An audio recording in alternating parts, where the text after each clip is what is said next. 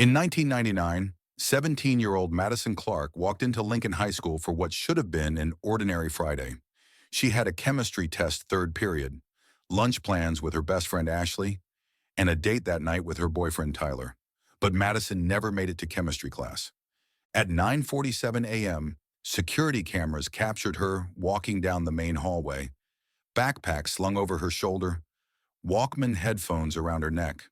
Completely normal. At 9:48 a.m., she turned the corner toward the science wing. The camera at the other end of that hallway shows students passing by, teachers heading to class, the usual morning chaos. But Madison never appeared on that second camera. Somewhere in that 60-foot corridor, in broad daylight, surrounded by hundreds of students and staff, Madison Clark vanished without a trace. No scream, no struggle, no witness. Just gone. What happened in that hallway would consume a small town for 24 years, because last week a construction crew renovating the old science wing made a discovery that changed everything. Behind a wall that hadn't been opened since 1987, they found Madison's backpack. And inside it, a notebook filled with words no 17-year-old should ever have to write. If stories like this fascinate you, make sure to hit that subscribe button, because we dive deep into cases that will keep you up at night. Madison Clark had always been the kind of student teachers remember fondly. Honor roll, debate team captain, volunteered at the animal shelter on weekends. Her parents, David and Carol Clark, describe her as responsible, predictable, the kind of teenager who called when she'd be 5 minutes late. That's why March 15th, 1999 felt wrong from the beginning. Madison's first period was a P. English with Mrs. Patterson. She sat in her usual seat, third row center, and participated in the discussion about Macbeth just like any other day. Her friend Jessica, who sat behind her, remembered Madison seemed normal, maybe a little tired. She did mention she stayed up late studying for chemistry, Jessica recalls, but that wasn't unusual for Madison. She was always stressed about maintaining her GPA for college applications. Between first and second period, Madison stopped by her locker. Security footage shows her spinning the combination, grabbing her chemistry textbook, adjusting her Walkman. Nothing seemed amiss. She even waved to her friend Connor across the hall. Second period was calculus with Mr. Rodriguez. Madison took notes by hand, asked a question about derivatives, packed up when the bell rang at 9:45 a.m. Everything completely routine. Then came the walk to chemistry class. The main hallway at Lincoln High is 60 feet long, connecting the humanities wing to the sciences. It's well lit, wide, with classrooms on both sides. During passing periods, it's crowded with students rushing between classes. Multiple security cameras monitor every angle. At 9:47 a.m., camera 3 at the humanities end captures Madison entering the hallway.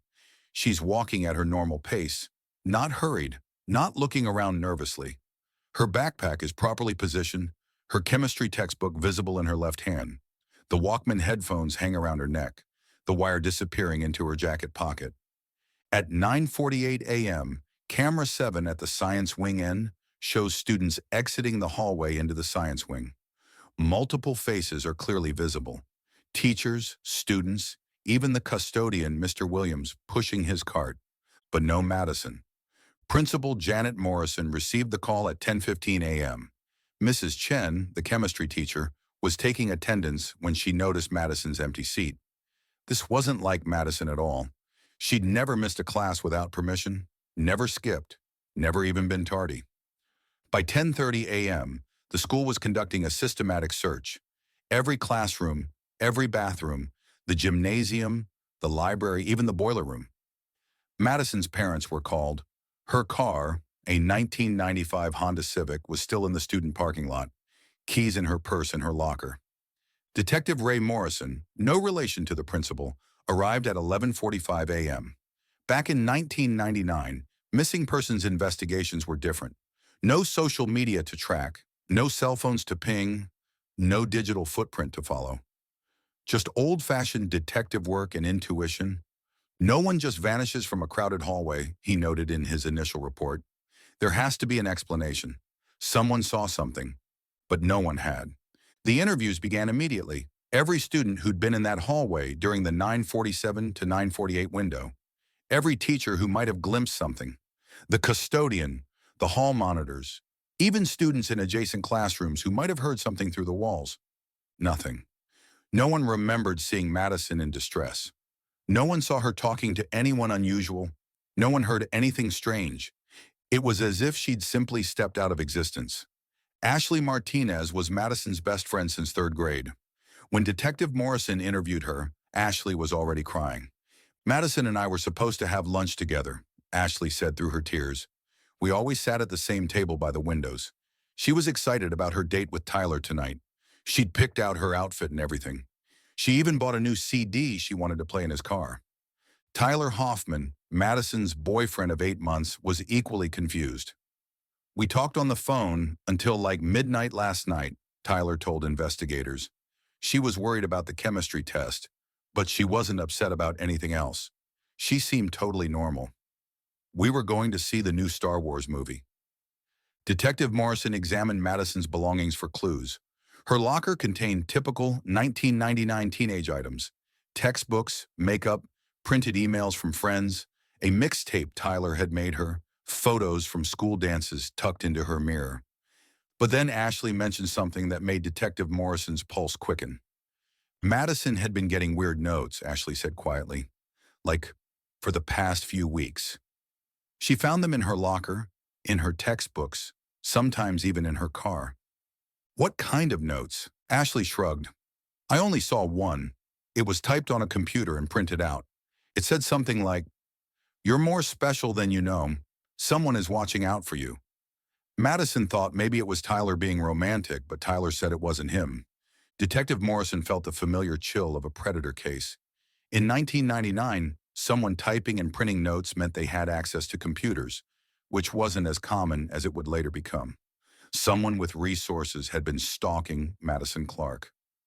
Before we continue with what Detective Morrison discovered, make sure you're subscribed to our channel because this case takes turns you'll never see coming.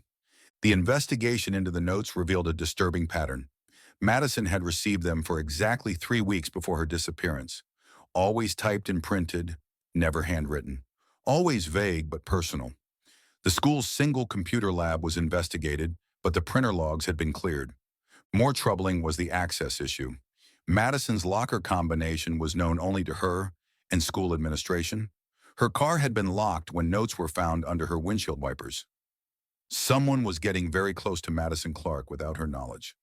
The school conducted thorough background checks on all male staff members. Every teacher, administrator, custodian, and regular substitute was investigated. All cleared. Parent volunteers, coaches, even the copy machine servicemen were scrutinized.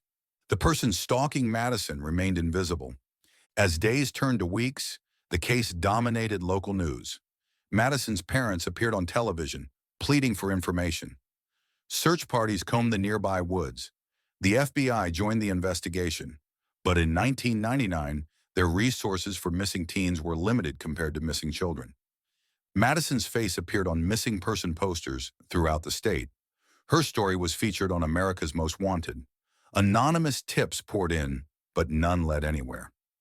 Detective Morrison kept one piece of evidence on his desk. The last note Madison had received, found in her chemistry textbook the day she disappeared. It was different from the others. Instead of the usual vague message, this one was specific. Today is the day you learn the truth about who you really are. Don't be afraid, your real family is waiting. For 24 years, that note haunted Detective Morrison. What truth was Madison supposed to learn? Who was her real family? And most importantly, was she still alive? April 3rd, 2023. 24 years and 19 days after Madison Clark walked into that hallway and never walked out. Lincoln High School was undergoing major renovations. The old science wing, built in 1962, was being completely restructured. When the construction crew began demolishing walls in what used to be the chemistry lab, Foreman Mike Torres made a discovery that stopped work immediately. Behind a wall that had been sealed since 1987, they found a small room, maybe 8 feet by 10 feet, like a large closet. Inside the room was a desk, a chair, and a filing cabinet. On the desk, Madison Clark's missing backpack, covered in decades of dust.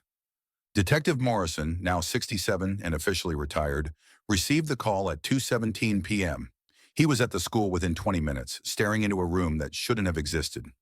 The backpack contained Madison's chemistry textbook, her notebooks, her pens, even the granola bar she'd packed for lunch on March 15th, 1999. But it also contained something else, a composition notebook that didn't belong to Madison. The handwriting inside was unfamiliar, precise, adult. Entry 1, dated March 15th, 1999. Subject M has adapted to her new environment more quickly than anticipated. Her intellectual capacity exceeds initial projections. Entry 23, dated April 7th, 1999. Subject M inquires about her previous life daily, standard protocol maintained, memory conditioning proceeding as planned. Entry 156, dated September 2nd, 1999. Subject M's education accelerated successfully. Advanced mathematics, 4 languages, medical training completed ahead of schedule. Integration with Cohort 7 recommended. Entry 2847, dated February 14th, 2015. Subject M, now designated Agent Clark, has completed Phase 3 training. Ready for deployment to Facility 7 Prime. The final entry, dated March 10th, 2023. Agent Clark has requested termination of assignment. After 24 years of service, she wishes to return to civilian life. Request approved. Before I tell you what Detective Morrison found in that filing cabinet, please hit subscribe and ring that notification bell, because what comes next will completely change how you think about missing children cases. Detective Morrison read the entries with growing horror and confusion. Subject M? Agent Clark? What kind of sick fantasy was this? But it was the filing cabinet that provided the real answers.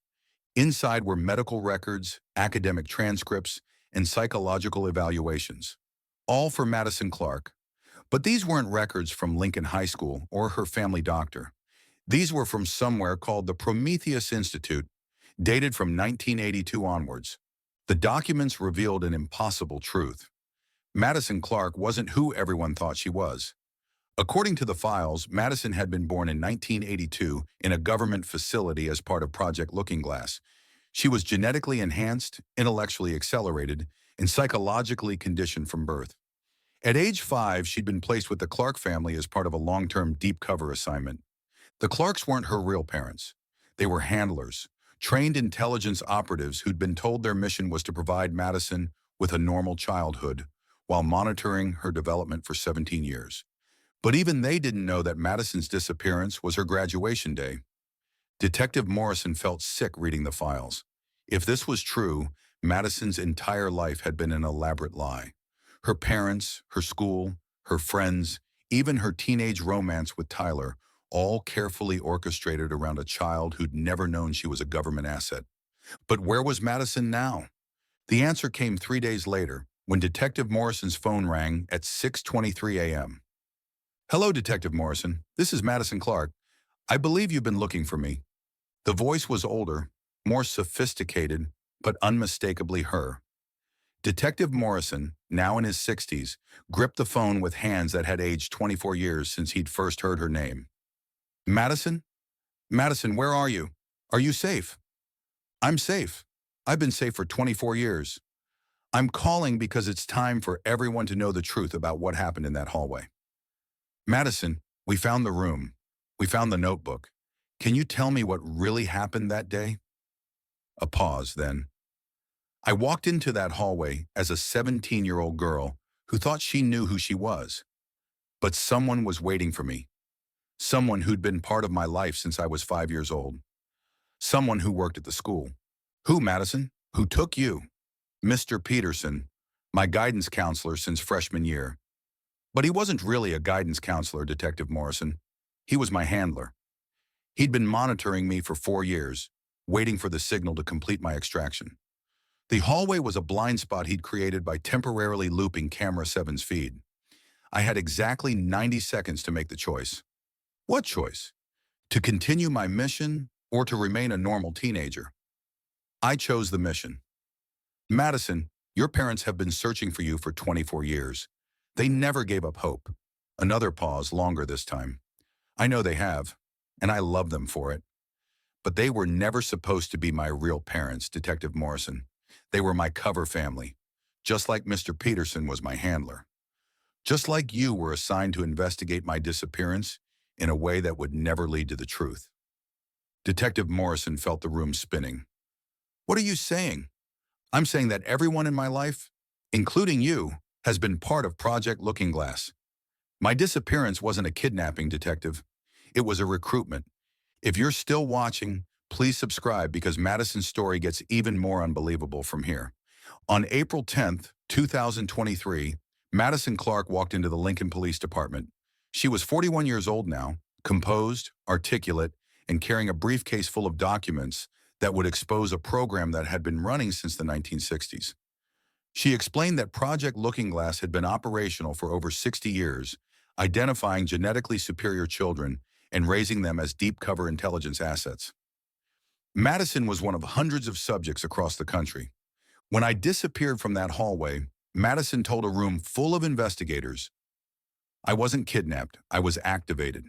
For 24 years, I worked as a deep cover operative, infiltrating foreign governments, corporations, and terrorist organizations. I had 13 different identities, lived on 6 continents, and spoke 9 languages fluently. But Madison's story took an unexpected turn. 2 years ago, I discovered something the program directors didn't want me to know. Project Looking Glass wasn't just recruiting exceptional children, it was creating them. Through genetic manipulation, prenatal conditioning, and psychological programming from birth. Children like me weren't born special. We were engineered to be special. Madison opened her briefcase and pulled out dozens of files. Each one contained information about a missing child from the past 40 years.